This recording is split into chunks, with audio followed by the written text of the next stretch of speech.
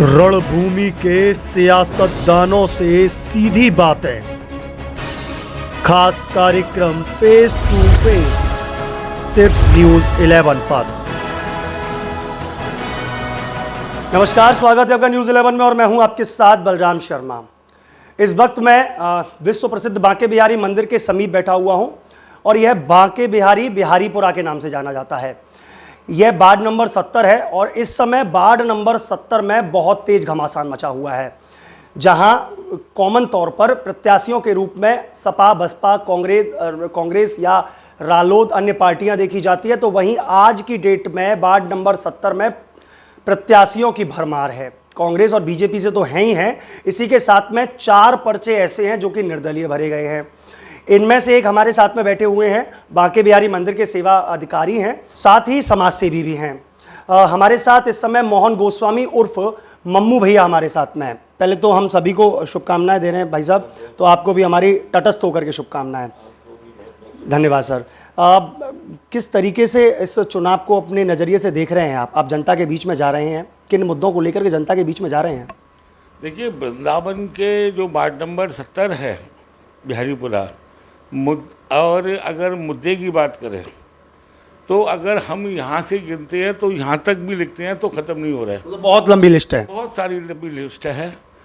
आपके जाम की समस्या, और ये अभी जो बैरिकेटिंग जो यहाँ प्रशासन ने जो की है, ये बहुत बड़ी समस्या है।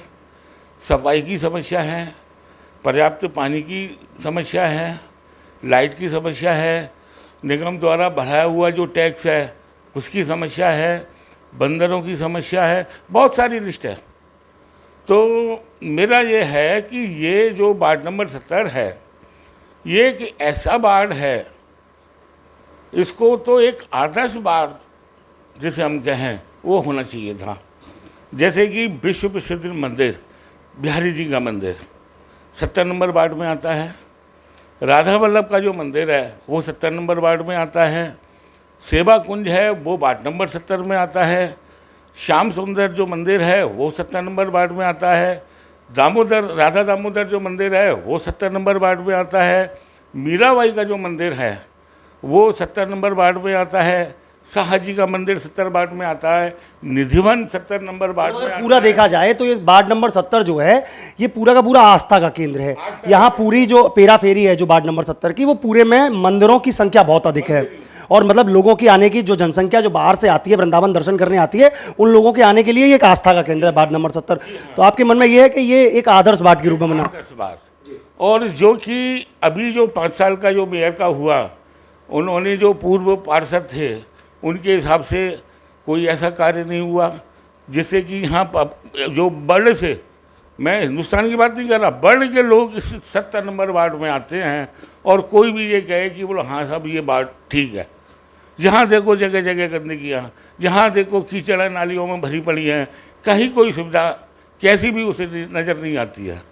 तो मेरा मन ये है कि से 70 नंबर जो वार्ड है उसको एक आदर्श वार्ड, जो विदेशों से भी जो लोग आए हैं, हिंदुस्तान से जो आए, वो कहें बोलो हाँ सब बिहारी जी का मंदिर हम गए थे, राधा वल्लभ गए थे, निधिवन गए थे, सेवा कुंज गए थे, दामोदर गए थे, बोलो यार वहाँ का बहुत अच्छी व्यवस्था है। मुझे आप कहते हैं कि यहाँ कार्य नहीं हुआ, मतलब कहना ये चाहते हैं कि पूर्व पार्षद जो हमारे यहाँ से वैभव अग्रवाल थे, उनके द्वारा कोई कार्य वार्ड नंबर 70 में नहीं कराया गया? नहीं, वार्ड नंबर अगर 70 की पब्लिक अगर संतुष्ट होती तो वो जनता 70 नंबर वार्ड की मेरे को क्यों खड़ा करती? उन्होंने इस लायक समझा मेरे को कि वो लोग जो हमने पहले पार्षद को सुना और चुनने के बाद उस पर भरोसा किया, उस पर वो खरा नहीं उतरा, तभी तो मेरे को ये 70 नंबर की जनता ने खड़ा किया। जनता नाराज किस बात से है? देखिए, मैं अपनी नॉलेज की बात करूं या अगर आपके क्षेत्र में देखूं, प्रो पुअर योजना के तहत आपके क्षेत्र का बहुत बड़ा विकास हुआ, जिसमें बांके बिहारी इलाका था, जिसमें शाहजी मंदिर वाला जो रोड है जो लोई बाजार टाइप जाता है जो नितवन से होकर के, उस वाले रोड का विकास हुआ। तो ऐसे में आप कहते हैं कि विकास नहीं हुआ। इधर अगर मैं वैभव जी से पूछता हूं कि भाई साहब सफाई व्यवस्था को लेकर के आप क्या कहते हैं? सफाई व्यवस्था चरमराई हुई है आपके क्षेत्र की, तो वो कहते हैं कि यहाँ तो बहुत ज़्यादा हौच पौच वाला इलाका है। मतलब हौच पौच से मीन्स कि जो दर्शनार्थी जो आते हैं उसकी वजह से गंदगी हो जाती है। बोले लोग खाते हैं, चाट खाते हैं, पकौड़ी खाते हैं, या पन्नी में माला लेकर के आ रहे हैं, प्रसाद लेकर के आ रहे हैं, रहे हैं, तो वो जगह जगह फेंक देते हैं, बोले उससे गंदगी बढ़ जाती है। जो कि वो एक आंकड़ा भी बताते हैं कि पूरे वृंदावन में 60 टन यानी 70 टन कूड़ा निकलता है, उसमें से 30 टन कूड़ा तो मेरे बाट से ही निकलता है। वो ये कहते हैं, ये एक्सेप्ट करते हैं कि मेरे यहाँ कूड़ा बहुत ज़्यादा है। तो ऐसे में भाई साहब वो तो कहते हैं मैंने बहुत कार्य किया है, मैं तो एक लिस्ट मेंटेन करता हूँ और उस लिस्ट के हिसाब से मैं जनता के कार्य करता हूँ, और जनता के कार्य जो नहीं हो पाते हैं उनको मैं आगामी करने की कोशिश करता हूँ। देखो, कूड़ा बहुत ज़्यादा निकलता है तो आपका क्या काम है, निगम का क्या काम है, पार्षद का क्या काम है, उसकी समस्या को ख़त्म करे। ऐसा थोड़ी है कि अगर पब्लिक यहाँ आ रही है, अगर वो कुछ गंदगी फैला रही है तो आप उसे सफाई नहीं कराएंगे। तो वो कह रहे हैं ना मैं सफाई कराता हूँ, सुबह और शाम दोनों टाइम कराता हूँ। आप देखिए ना, आप जाके देखिए 70 नंबर की जो जनता है उससे पूछिए क्या स्थिति है सफाई की। अब मैं अपने कागज़ों पर लिखता रहूं, एक डायरी मेंटेन कर लूं, मैंने ऐसा किया वैसा किया, उससे कुछ नहीं होता। बात ये पब्लिक ये कहे, वहाँ के जो रहने वाले 70 नंबर के हैं वो कहें कि हाँ साहब व्यवस्था है, सफाई है, तब तो समझ में आती है। अच्छा, मैं आपने दो चीज़ें तीन चीज़ें मुख्य ली हैं। आप कहते हैं कि जाम की समस्याएं मेरी बहुत ज़्यादा हमारे वृंदावन के लोगों को है। हमारी जो ये बैरिकेडिंग अभी जो हाल फिलहाल में जो प्रशासन द्वारा लगाई गई है, ये हमारे लिए दुविधा का विषय है। आप इन दो चीज़ों को लेते हैं, साथ में बंदरों की समस्या को भी आप इसमें मद्देनजर रखते हैं। ऐसे में भाई साहब आपके पास आपने मतलब ये बोलने वाली चीज़ें हैं या आपने इसका कोई मानक भी बनाया है, इसका कोई निदान की कोई व्यवस्था भी आपने सुनिश्चित की है? नहीं, देखो सबसे बड़ी बात तो ये है कि जो बैरिकेड लगी है, मैं 70 नंबर की जनता को आश्वासन देना चाहता हूँ इसको हटाने के लिए। आज ये देखिए, आज ये हमारे यहाँ 70 नंबर में जो रहने वाले लोग हैं, बैरिकेड के अंदर वाले जो लोग हैं, उनकी ये स्थिति हो गई है, उनके घर में अगर कोई बीमार हो जाए तो वो हॉस्पिटल ले जाने लायक नहीं है, एम्बुलेंस आ नहीं सकती है। क्या वो अपनी कंधों पर रख के ले जाएगा पेशेंट? अभी ऐसी चीज़ें भाई देखिए बहुत सारी, अभी 3-4 दिन पहले हुआ है, वो पेशेंट को कहाँ मिला, कुछ ट्रीटमेंट मिला? नहीं मिला, मर गया। अब देखिए ना, आज अच्छा एक बात बताओ, जब मेरे यहाँ होगा या और किसी के यहाँ होगा तभी व्यवस्था बनेगी, उससे पहले बनाइए ना। कोई ऐसा रास्ता है कि सब पब्लिक की हुई जनता ना हो और लोकल जनता को भी व्यवस्था ना हो? तो मैं आपको ये आश्वासन देना चाहता हूँ, ये बैरिकेड वाला जो सिस्टम है, ये मैं शासन प्रशासन जहाँ तक मेरे को जाना पड़ेगा मैं जाऊँगा।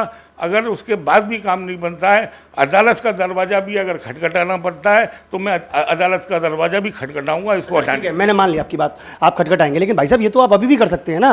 इसमें पार्षद बनने की, उस ताज को पहनने की आवश्यकता क्या है?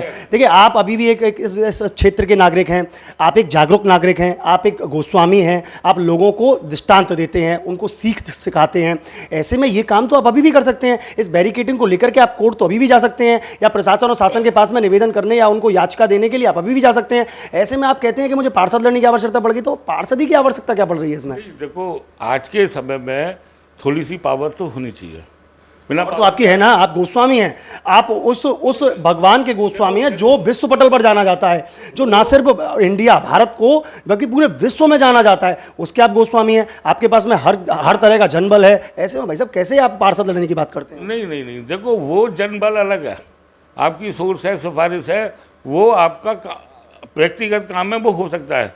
लेकिन ये जो काम है, सार्वजनिक काम है, ये जब तक जनता आपके साथ नहीं होगी तो उसका समस्या का समाधान नहीं होगा। जनता को आप इकट्ठा कर लीजिए ना।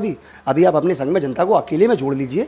पार्षदी लड़ने की आवश्यकता क्या है? मुझे एक, अगर आप बैरिकेडिंग की बात करें तो पार्षदी, मुझे नहीं लगता कि पार्षदी की जरूरत है आपको। आप ये तो अकेले भी लड़ सकते हैं। ये तो आप जनता को अपने साथ में, अपने संग में लेकर के कोर्ट जा सकते हैं, जनता को लेकर के उसके लिए तो जैसे कि आप है, आप शासन के पास गए, डीएम साहब के पास गए या कमिश्नर के पास गए, एसएसपी के पास जाएंगे, तो आपके पास तो कुछ हो कि आपको ही क्या प्रॉब्लम है, बाकी की जनता भी तो है।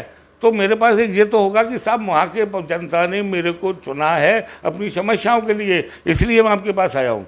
मतलब ये कहना चाहते हैं कि मैं जनप्रतिनिधि बन के जाऊंगा तो डीएम और एसएसपी साहब के पास में ये मैं कह सकता हूं कि मैं जनप्रतिनिधि हूं, मैं पूरी जनता की बात को अकेला लेकर के आया हूं, ये कहना चाह रहे हैं। अच्छा ठीक है, और आप जाम की व्यवस्था की बात करते हैं, जाम से निदान कैसे मिलाएंगे सर? जाम तो पूरा वृंदावन की समस्या है।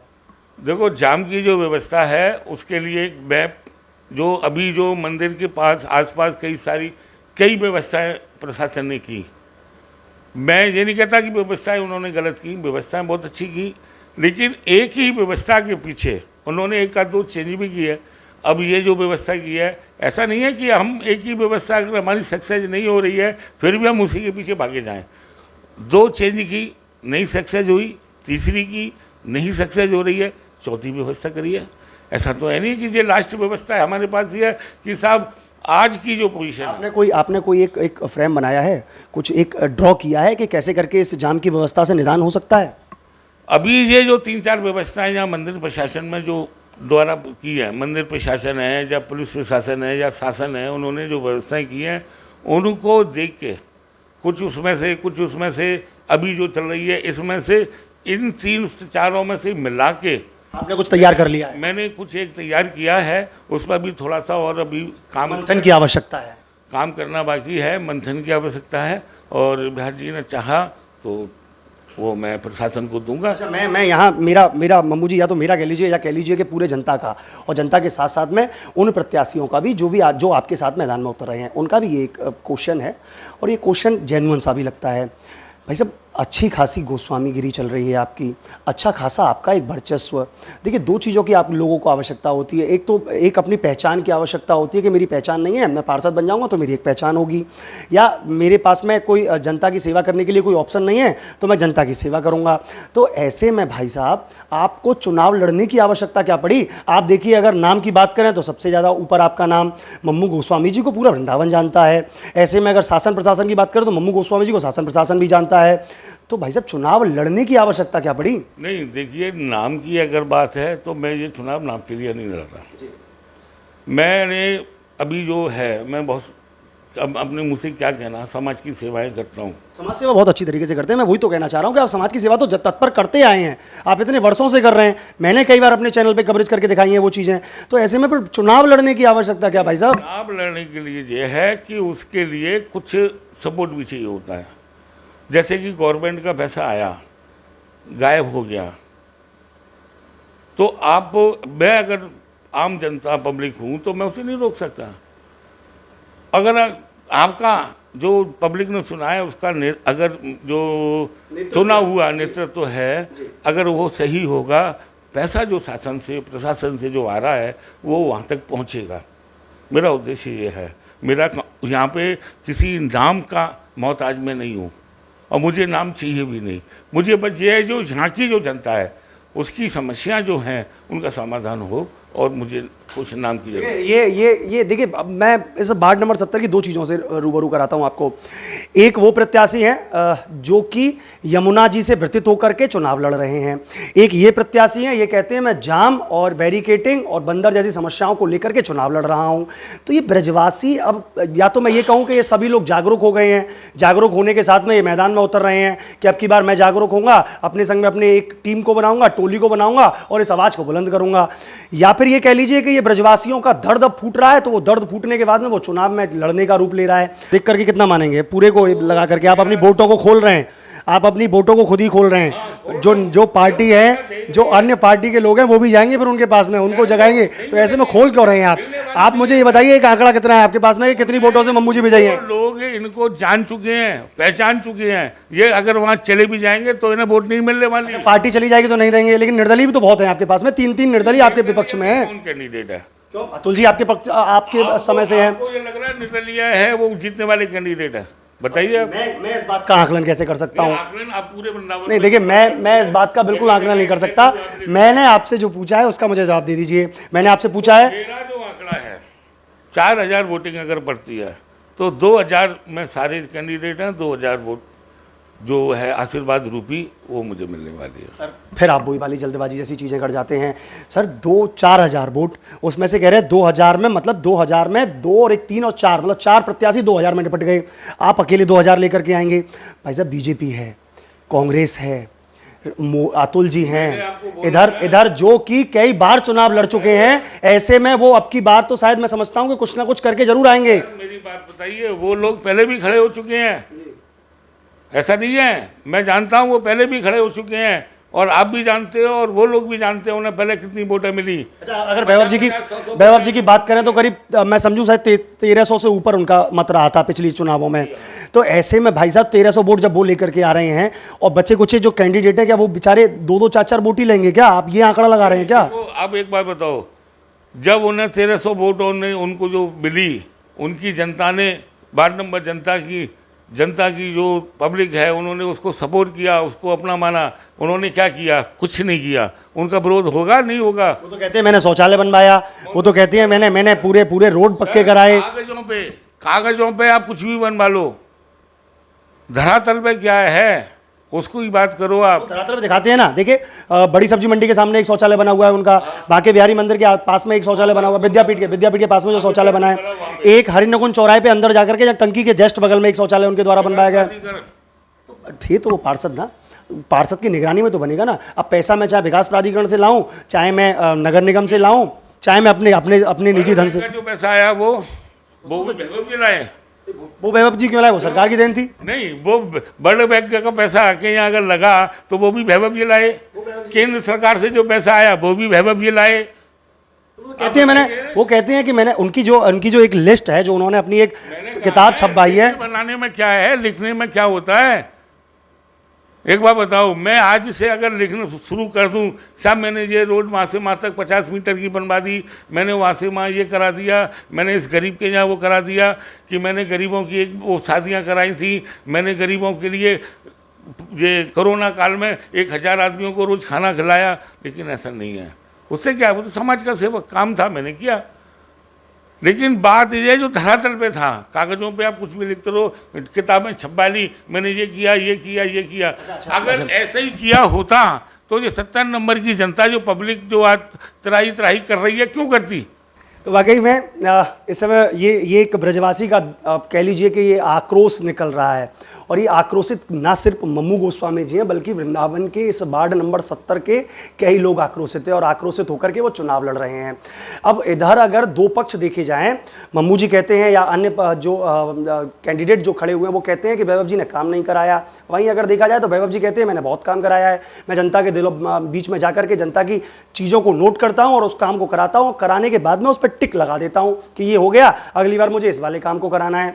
ऐसे में क्या है क्या नहीं है ये पूरी तरीके से स्पष्ट नहीं हो पा रहा है। लेकिन मम्मू जी कहते हैं कि मैं अब की बार इस चुनाव में पूरे जन बल और बिल्कुल तन और मन से उतरूंगा, और उतरने के बाद में 2000 में सभी और 2000 में मैं, और 70 नंबर वार्ड को आदर्श वार्ड बनाऊंगा। देखिए एक और वो घोषणा करते हैं कि मैं इस 70 नंबर वार्ड को आदर्श वार्ड बनाऊंगा, क्योंकि वाकई में ये जो वार्ड है, जो वार्ड नंबर 70 है, ये अपने आप में एक नाम रखता है। इस वार्ड नंबर 70 में सबसे प्रसिद्ध बांके बिहारी मंदिर आता है, इसी में राधा वल्लभ मंदिर आता है, इसी में वृंदावन के सप्त देवालय भी आते हैं और अन्य मंदिर भी आते हैं। तो ऐसे में ये वार्ड बहुत महत्वपूर्ण रखता है अपने आप में। और जाम की समस्या से वो जिस तरीके से कहते हैं कि मैंने पूरी एक मैप तैयार किया है, एक रूट मैप तैयार किया है, उस मैप को मैं अभी थोड़ा सा धरातल पर लाने की कोशिश कर रहा हूँ। हालांकि चीज़ें तैयार हो चुकी हैं, लेकिन उसमें थोड़ा सा मंथन बाकी रह गया है, उसको भी उतारूंगा। साथ में वह कहते हैं कि बैरिकेडिंग को लेकर के बड़ी समस्या है, हम गोस्वामी समाज को भी और यहाँ के रहने वाले निवासियों को भी बहुत बड़ी समस्या है। तो ऐसे में इस बैरिकेडिंग से निदान भी मैं दिलवाऊंगा। अब देखने वाला विषय यह होगा कि जनता अपना आशीर्वाद किसको देती है, किसको इस 2023 के निकाय चुनावों में किसको सर पर ताज पहनाती है, ये देखने वाला विषय होगा। ऐसी अन्य खबरों को देखने के लिए जुड़े रहिए हमारे साथ। अपने सहयोगी मोहित गुप्ता के साथ मैं बलराम शर्मा, न्यूज़ 11 वृंदावन।